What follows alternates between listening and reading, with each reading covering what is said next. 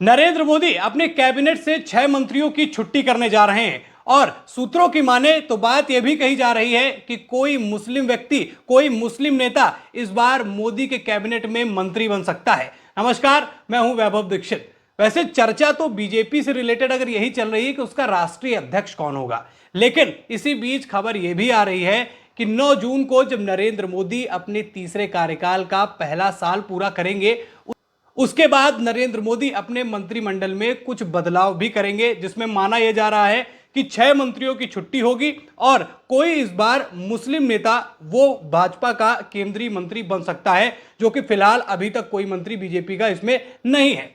अब ये बदलावों का नंबर आया कहां से और ये कब होगा बदलाव, उस पर चर्चा कर लेते हैं। सबसे पहले माना यह जा रहा है कि बीजेपी अपना राष्ट्रीय अध्यक्ष चुनेगी। फिलहाल जेपी नड्डा है, उनके पास एक मंत्रालय भी है। अब पहले वो बीजेपी अपना राष्ट्रीय अध्यक्ष चुनेगी, उसके बाद राष्ट्रीय अध्यक्ष के सलाह मशवरे के बाद ही पूरा मामला तय होगा कि 9 जून जब नरेंद्र मोदी अपने तीसरे कार्यकाल का 1 साल पूरा कर लेंगे, उसके बाद किन मंत्रियों को हटाना है और किन मंत्रियों को लाना है। अब सबसे पहले बीजेपी का राष्ट्रीय अध्यक्ष पर बात कर लेते हैं कि बीजेपी का राष्ट्रीय अध्यक्ष कौन हो सकता है। देखिए, यह भी माना जा रहा है कि दक्षिण राज्यों में भारतीय जनता पार्टी अपने आप को मजबूत करने के लिए और जो कुछ पिछले समय में बीजेपी को वहां पर वापसी की उम्मीद दिखाई दी है, उसको बरकरार रखने के लिए या उसमें थोड़ी सी छलांग मारने के लिए वहां से एक राष्ट्रीय अध्यक्ष बना सकती है। लेकिन साथ ही साथ यह भी माना जा रहा है कि संघ ने नितिन गडकरी का नाम भी आगे बढ़ाया है और साथ ही साथ कुछ और संघ से जुड़े हुए लोग हैं जिनको लेकर आरएसएस बीजेपी से इस चीज को लेकर बात कर रही है। पर अभी तक जिस हिसाब से दिशा चल रही है, जिस हिसाब से हवा चल रही है, उस हिसाब से तो यही माना जा रहा है कि साउथ का ही कोई नेता जो है वो बीजेपी का राष्ट्रीय अध्यक्ष होगा। अब उसके बाद बीजेपी एक पॉलिसी और लॉन्च करने जा रही है, एक व्यक्ति एक पद। अगर हम इस चीज को लेकर चलते हैं तो बीजेपी में 6 मंत्रालय ऐसे खाली होंगे जहां पर ऐसी स्थितियां हैं कि एक व्यक्ति को 2-2 मंत्रालय दिए गए हैं या फिर किसी व्यक्ति को एक का संगठन में अलग पद दिया गया है और साथ ही साथ उसे मंत्रालय भी मिल रखा है। जेपी नड्डा इसके सबसे बड़े उदाहरण है। खैर, वो एक्सटेंशन पर चल रहे हैं।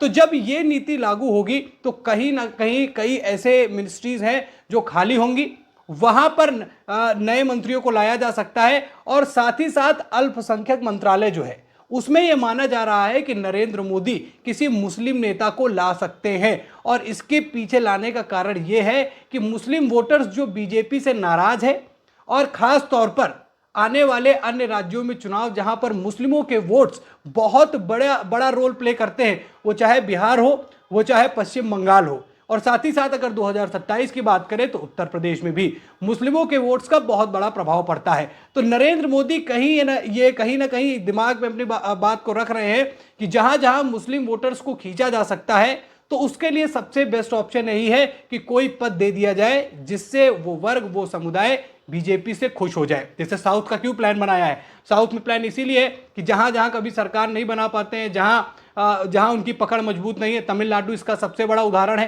कि जहां पर उनकी उस तरीके की व्यवस्थाएं नहीं है जैसे अन्य राज्यों में है।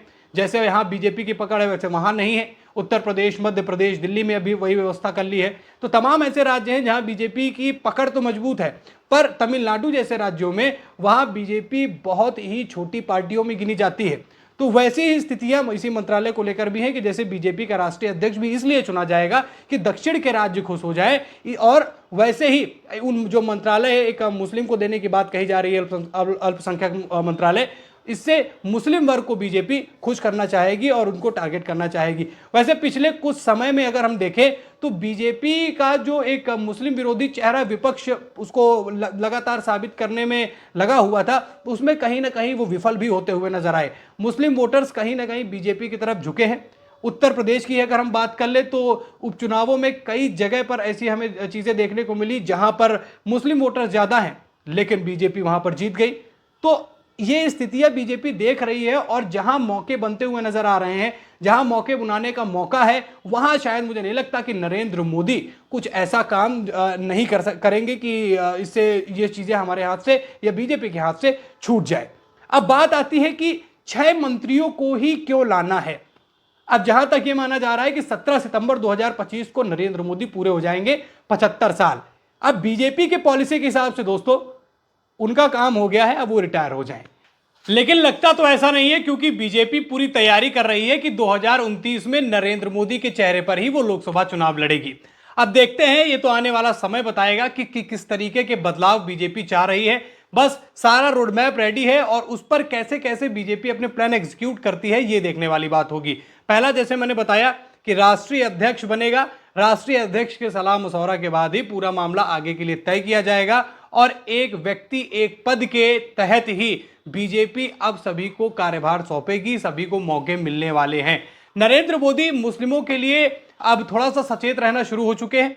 उन्हें पता है कि मुस्लिम वोट बैंक जो है ना लोकसभा चुनाव में बल्कि एक बड़ा रोल निभाता है, बल्कि अलग अलग स्टेट्स में जब विधानसभा चुनाव होते हैं तब भी वो अहम रोल निभाते हैं। अब इसी को लेकर नरेंद्र मोदी ने मुस्लिम वोट साधने का प्लान बना लिया है और जो मैंने पहले भी बताया कि अल्पसंख्यक मंत्रालय जो कि एक मुस्लिम नेता को दिए जाने की बात चल रही है, वो उसी प्लान का हिस्सा हो सकता है।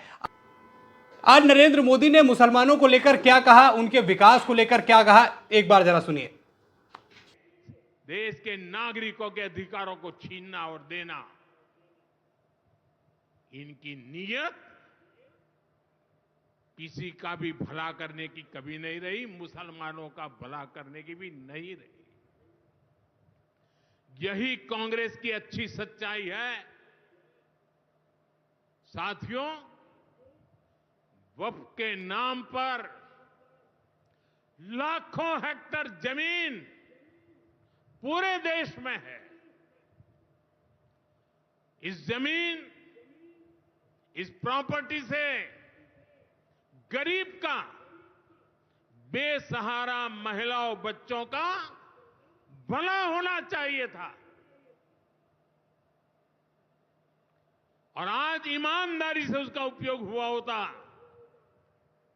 तो मेरे मुसलमान नौजवानों को साइकिल के पंक्चर बना करके जिंदगी नहीं गुजारनी पड़ती। लेकिन इससे मुट्ठी भर भू माफिया का कोई भला हुआ। पसमानदा मुस्लिम इस समाज को कोई फायदा नहीं हुआ। और ये भूमाफिया किसकी जमीन लूट रहे थे? ये दलित की जमीन लूट रहे थे, पिछड़ों की जमीन लूट रहे थे, आदिवासी की जमीन लूट रहे थे, विधवा महिलाओं की संपत्ति लूट रहे थे। सैकड़ों विधवा मुस्लिम महिलाओं ने भारत सरकार को चिट्ठी लिखी, तब जाके कानून की चर्चा आई है। वक्फ कानून में बदलाव के बाद अब ये गरीबों से जो लूटा जा रहा है वो बंद होने वाला है।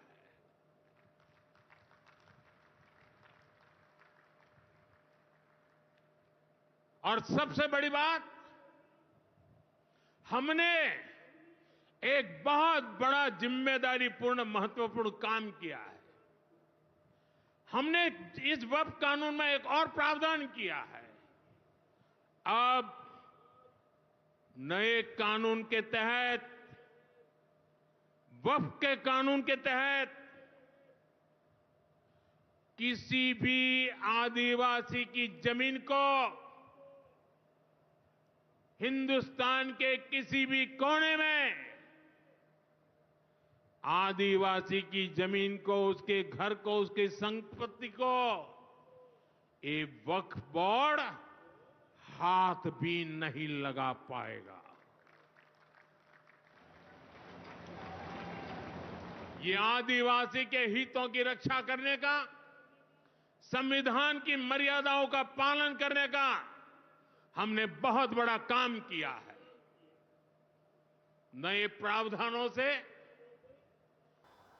अब इन बातों से लगता है यही है कि नरेंद्र मोदी विपक्ष के सबसे बड़े नैरेटिव की बीजेपी मुस्लिम विरोधी पार्टी है, उस चीज को तोड़ना चाहते हैं। और पिछले कई समय से बीजेपी ऐसे आंकड़े दिखाती आई है कि तरह तरह की योजनाओं का लाभ जो है इतने इतने % मुसलमानों ने भी उठाया है। तो कहीं ना कहीं ये माना जा रहा है कि बीजेपी ये जान चुकी है कि मुस्लिम वोट्स, जिसका बहुत बड़ा असर तो बीजेपी पर नहीं पड़ता है, लेकिन अगर वो आ गया तो आने वाला समय यानी कि बीजेपी का भविष्य और भी मजबूत हो जाएगा। तो क्या लगता है कि क्या वाकई बीजेपी का राष्ट्रीय अध्यक्ष बनेगा? उसके बाद 9 जून को जब नरेंद्र मोदी का तीसरे कार्यकाल का 1 साल पूरा हो जाएगा तो क्या मंत्रिमंडल में विस्तार देखने को मिलेगा?